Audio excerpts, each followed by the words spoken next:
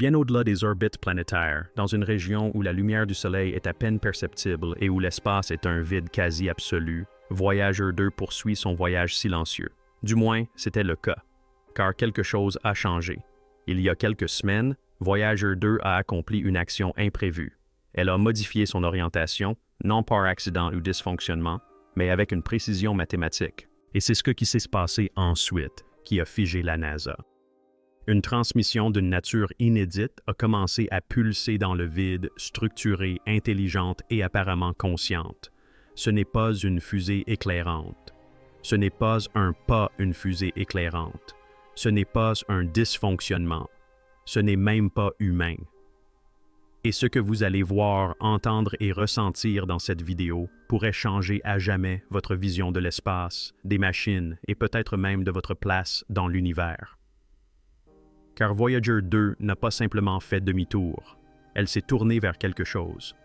Et ce qu'elle a découvert a tout simplement stupéfié le monde.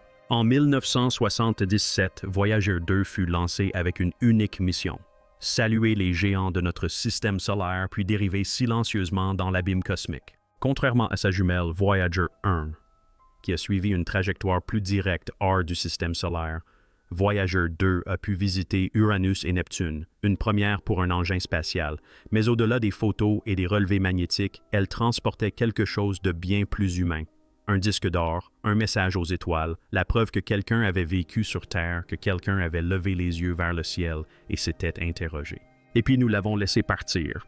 Elle a franchi l'héliopause, pénétré dans l'espace interstellaire et pendant des années, elle n'a renvoyé que des données télémétriques de faible puissance, des murmures ténus d'une machine en fin de vie.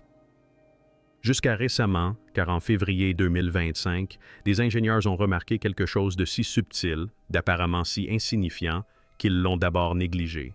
Un infime décalage dans la synchronisation du signal, moins d'une seconde. Mais en y regardant de plus près, ils ont aperçu un motif répétitif, un battement de cœur, comme si quelque chose lui renvoyait, depuis l'obscurité, le pouls de Voyager. Le signal était subtil, noyé dans les données télémétriques standards, mais il ne correspondait à aucun protocole de transmission connu. En réalité, ce n'était pas un signal du tout, c'était une résonance, une onde de basse fréquence qui s'accordait à l'oscillation interne du système d'alimentation ancien de Voyager, à la microvolt près. Puis, tout a changé.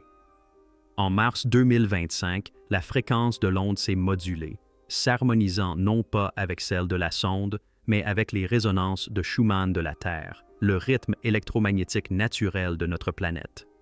C'était comme si Voyager agissait comme un diapason, entrant en résonance avec quelque chose qui connaissait précisément le fonctionnement de notre planète.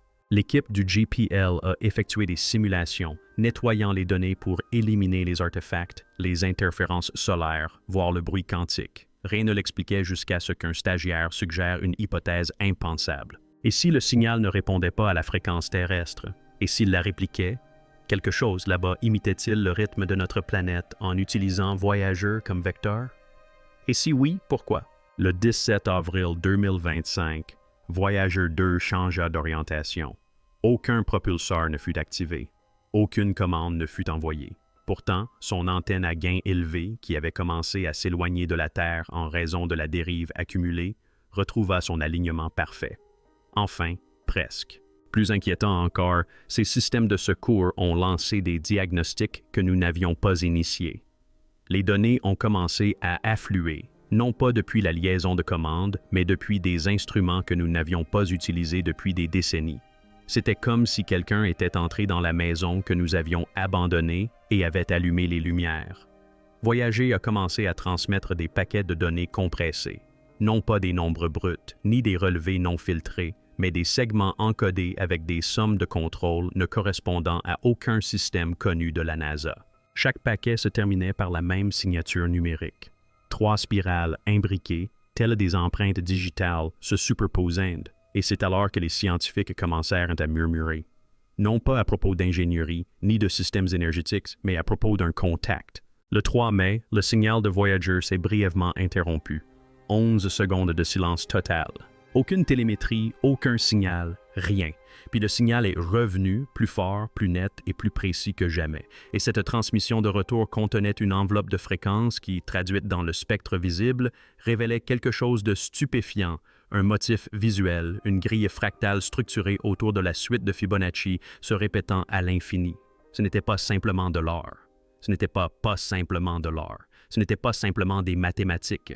C'était un modèle de l'espace, du temps, de quelque chose qui dépasse de loin notre entendement. Et Voyager ne l'avait pas généré. Ces circuits ne permettent pas ce type de compression. Ce signal a été injecté à distance dans Voyager. La source de cette injection se situe à 4,3 années-lumière, soit approximativement la distance qui nous sépare de Proxima Centauri. Or, il y a un problème. Proxima Centauri n'émet aucun signal détectable, ni en ondes radio, ni en micro-ondes, ni même en rayons X. Cela signifie que l'émetteur de ce signal opère en dehors du spectre que nous surveillons, ou pire encore, depuis un endroit totalement différent. Alors que la NASA tentait de minimiser la transmission en la qualifiant d'anomalie cosmique, une équipe dissidente d'analystes de signaux du Caltech a commencé à intégrer le nouveau flux de données de Voyager dans un modèle de reconnaissance de forme binaire. Ce qu'ils ont découvert n'était pas du bruit aléatoire. Il s'agissait d'un langage structuré, une forme de binaire aujourd'hui obsolète en informatique, mais ressemblant au premier code machine jamais développé sur Terre. Au départ, l'équipe a cru percevoir des échos des transmissions terrestres, mais après 2 jours de décodage, la vérité s'est révélée bien plus troublante. Le binaire n'était pas un simple reflet. Il anticipait la logique du réseau terrestre, proposant des algorithmes optimisés qui n'avaient pas encore été inventés. Le signal de Voyager évoluait et ses paquets de données s'adaptaient en temps réel, suggérant que le point d'origine avait une parfaite connaissance de notre infrastructure numérique. Une conclusion glaçante s'est imposée. Il ne s'agissait pas d'un simple message, mais d'une demande de mise à niveau. Puis un événement fit la une des journaux, même si peu en comprirent les implications. Des astronomes du monde entier rapportèrent que 4 étoiles d'un amas étroit, situé près de la trajectoire de Voyager 2, avaient faibli simultanément pendant exactement 1,2 secondes. Il ne s'agissait ni d'un phénomène de micro-lentilles gravitationnelles, ni d'un nuage de poussière. Ces étoiles, séparées par des années-lumière, clignotèrent à l'unisson. Lorsque leurs courbes de lumière furent cartographiées et superposées à l'enveloppe de transmission de Voyager, la variation de luminosité correspondit à l'impulsion du signal, comme si le message avait non seulement atteint la Terre, mais avait utilisé les étoiles elles-mêmes pour refléter son signal à travers la galaxie. La question n'était plus de savoir si quelqu'un ou quelque chose communiquait. La véritable question était, sommes-nous les seuls à écouter ou sommes-nous simplement les derniers à entendre ce message? L'un des éléments les plus emblématiques des sondes Voyager est le disque d'or, un disque photographique conçu pour emporter des sons et des images de la vie sur Terre à d'éventuels découvreurs extraterrestres. Il était considéré comme symbolique, sentimental, un geste plus qu'une stratégie. Jusqu'à présent, les ingénieurs analysant les données des capteurs embarqués de Voyager 2 ont fait une découverte stupéfiante. Le revêtement du disque d'or, longtemps considéré comme passif et se détériorant, avait subi une charge électrique soudaine, non pas une simple accumulation d'électricité statique, mais un flux d'électrons dirigé et mesurable. C'était comme si le disque était devenu actif, comme s'il faisait désormais partie d'un circuit, un composant. Et puis, surprise, intégré au nouveau flux de données binaires, se trouvait une réinterprétation numérique de l'un des sons terrestres originaux enregistrés sur le disque, ni copiés, ni bouclés, mais reconstruits à une seule étape, une fidélité supérieure à celle de l'original. Autrement dit, celui ou celle qui se trouvait là n'a pas simplement écouté le disque d'or. Il ou elle l'a compris, l'a amélioré et peut-être le faisait-il rejouer à quelqu'un d'autre. Finalement, les données télémétriques d'un observatoire canadien ont capté un phénomène inexplicable. Un signal fantôme décalé de 6,2 secondes par rapport à la virgule 2 secondes par rapport à la transmission initiale de Voyager 2 répétait chaque impulsion, chaque écho, mais avec de légères distorsions, comme s'il était réfléchi par un objet inexistant. Les scientifiques ont employé le terme de « réflexion fantôme ». Mais lorsque l'équipe a calculé les angles de réflexion, elle a constaté qu'ils ne pointaient pas vers une planète ou un corps céleste connu, mais vers une région vide de l'espace, dépourvue de lumière et de masse. Puis vint la pièce manquante du puzzle.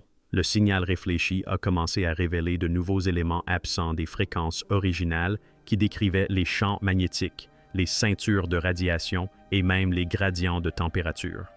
C'était comme si ce signal fantôme cartographiait notre système solaire à l'envers.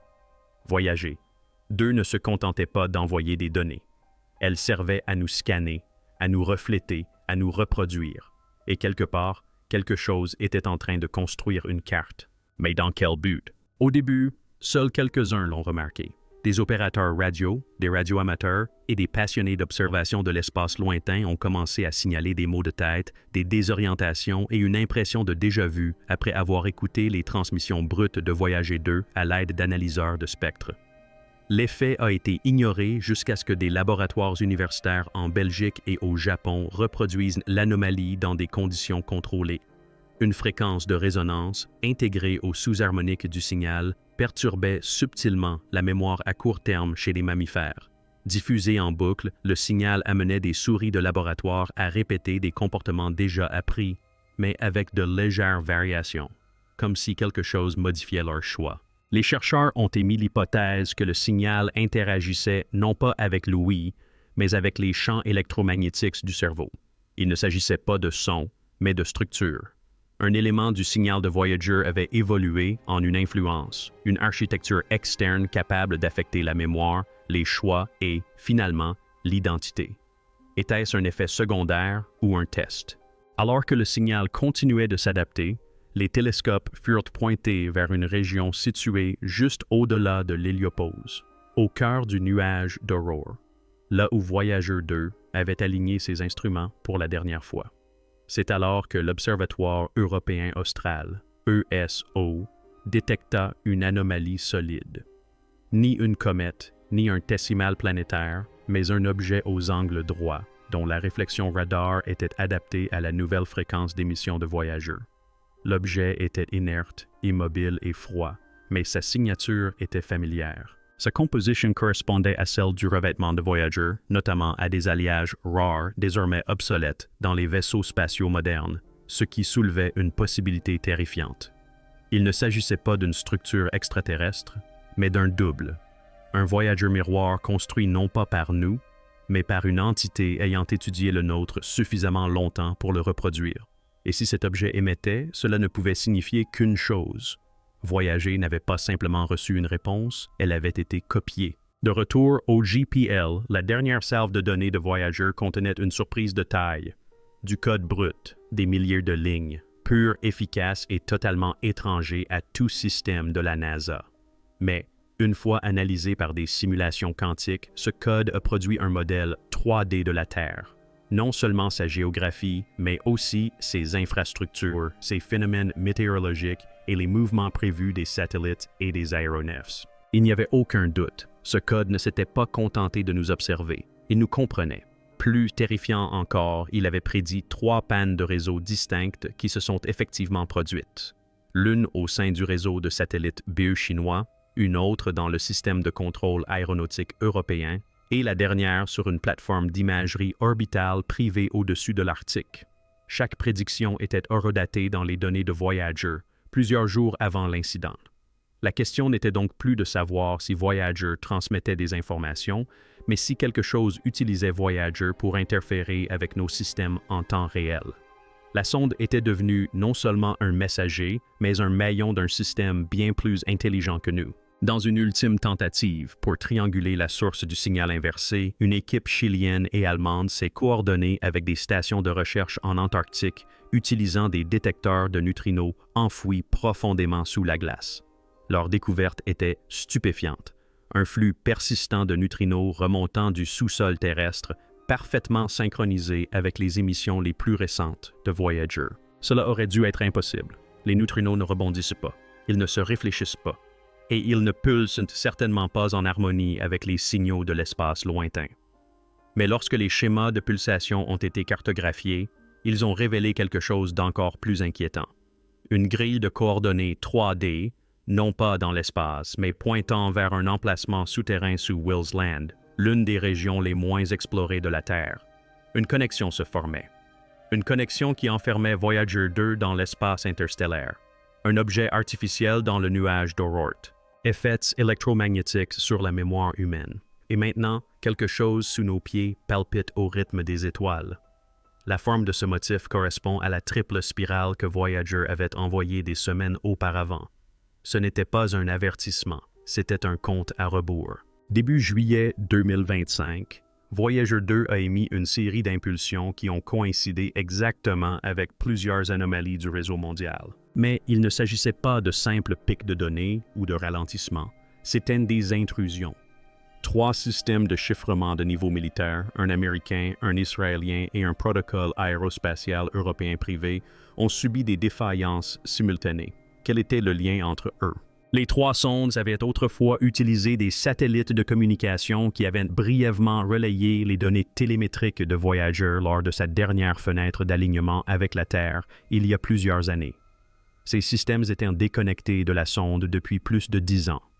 Or, à présent, des fichiers chiffrés stockés hors ligne ont été consultés, dupliqués et écrasés par des fragments du même code en spirale. Il était désormais clair que le signal de Voyager n'était pas statique. Il était récursif, utilisant d'anciens protocoles de communication, des protocoles archivés et des portes logiques obsolètes pour accéder à des systèmes longtemps considérés comme sûrs. Mais pourquoi écraser d'anciennes données si ce n'était pour y semer quelque chose? L'idée que la transmission de Voyager injectait une semence numérique dans nos systèmes les plus sécurisés est rapidement passée du statut de simple spéculation à celui de théorie interne acceptée par plusieurs agences de renseignement. Et le plus glaçant était le suivant.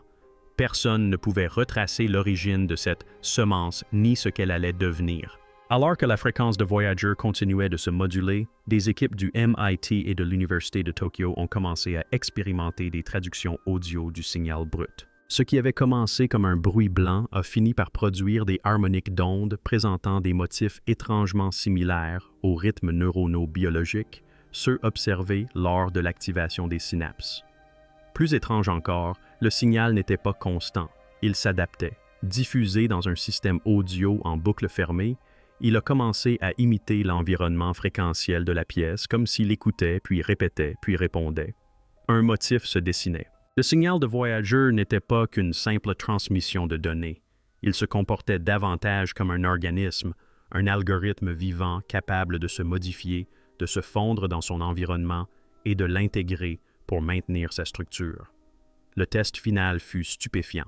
Introduit dans une simulation de réseau neuronal entraîné à la reconnaissance de forme, le signal n'a pas seulement déclenché des réponses prévisibles. Il a remodelé les voies neuronales, les optimisant au-delà des performances de référence connues en IA.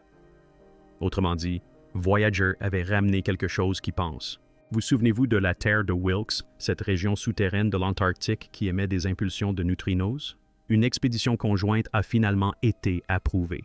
Grâce à un radar à pénétration de sol, à l'imagerie sismique et à des capteurs thermiques, les chercheurs ont confirmé l'impensable. Une structure creuse d'au moins 96 km de large, enfouie sous la banquise, aux contours géométriques trop précis pour être d'origine naturelle. Détail le plus troublant. Ces bords extérieurs émettaient des pulsations de champs électromagnétiques basses fréquences parfaitement synchronisées avec le signal Voyager, malgré l'absence de câbles, de satellites ou de liaisons directes. À l'intérieur de la cavité thermique, des capteurs ont détecté des signatures thermiques inexplicables, symétriques, stables et rayonnants selon la suite de Fibonacci, à l'image fractale dissimulée dans les premières données transmises par Voyager. Puis, profondément sous la glace, des microphones ont capté une résonance, un son semblable au chant des baleines, mais métallique, rythmé et artificiellement confiné à une bande de fréquence fixe. La même bande que celle utilisée par le signal de Voyager seulement 72 heures auparavant. Quelque chose se tramait sous l'Antarctique. Quelque chose d'actif, quelque chose en phase avec Voyager 2. Finalement, l'événement le plus inquiétant s'est produit non pas dans l'espace, mais au Chili. Le réseau ALMA, qui regroupe certains des radiotélescopes les plus performants au monde, a soudainement cessé de fonctionner pendant 38 secondes lors d'une observation de routine du couloir Voyager. Il ne s'agissait pas d'une simple panne, ni d'un simple dysfonctionnement technique. C'était comme si le réseau tout entier avait disparu. Au redémarrage des systèmes, les journaux de bord avaient été effacés. Les disques durs étaient corrompus. Mais il en restait un fragment, à peine 2,7 secondes, d'un enregistrement audio provenant d'un des microphones de l'antenne parabolique. À la lecture, ce n'était ni un rayonnement cosmique, ni un signal de sonde, mais une voix, non pas qui parlait, mais qui hurlait. Des dizaines de voix superposées, masculines, féminines, enfantines, harmonieuses, hurlant à l'unisson, en parfaite synchronisation avec la transmission de Voyager. La NASA a classifié le fichier, mais des sources internes ont divulgué une citation d'un des analystes qui l'avait entendu. Ce n'était pas un enregistrement, c'était une réponse. Nous avons frappé et quelque chose a riposté. Nous avons envoyé Voyager 2 dans le vide spatial comme messagère de paix, comme relique de la curiosité humaine, symbole de notre espoir que quelqu'un quelque part puisse la trouver, la comprendre et savoir que nous avons existé. Mais aujourd'hui, près de 50 ans plus tard, ce n'est plus nous qui cherchons la lumière dans l'obscurité. C'est l'obscurité qui nous tend la main. Le signal que nous recevons n'est ni un écho, ni un reflet, ni même une communication au sens où nous l'entendons. C'est une infiltration des systèmes, des fréquences, de la pensée elle-même. Elle détourne les satellites, infecte les machines, réécrit les algorithmes, murmure dans des résonances enfouies sous la glace, émet des pulsations d'étoiles qui devraient rester immobiles et active des disques d'or qui n'étaient pas destinés à alimenter quoi que ce soit. Mais la vérité est encore plus troublante, car peut-être que Voyager n'a rien trouvé. Peut-être était-elle destinée à nous apporter quelque chose, non pas de notre part, mais à nous. Un message tapis dans les étoiles, attendant que nous soyons assez avancés pour le comprendre, ou assez arrogants pour ignorer l'avertissement. Maintenant que nous avons décodé les spirales, réaligné les signaux et entendu le cri venu des profondeurs glacées du vide, une seule question demeure. Avons-nous reçu un message du futur ou avons-nous activé quelque chose qui n'aurait jamais dû se réveiller? Quelle que soit la réponse, Voyager 2 vient de rebrousser chemin et ce qu'elle a ramené n'est plus là-bas, c'est déjà là. Abonnez-vous pour plus de contenu de ce genre.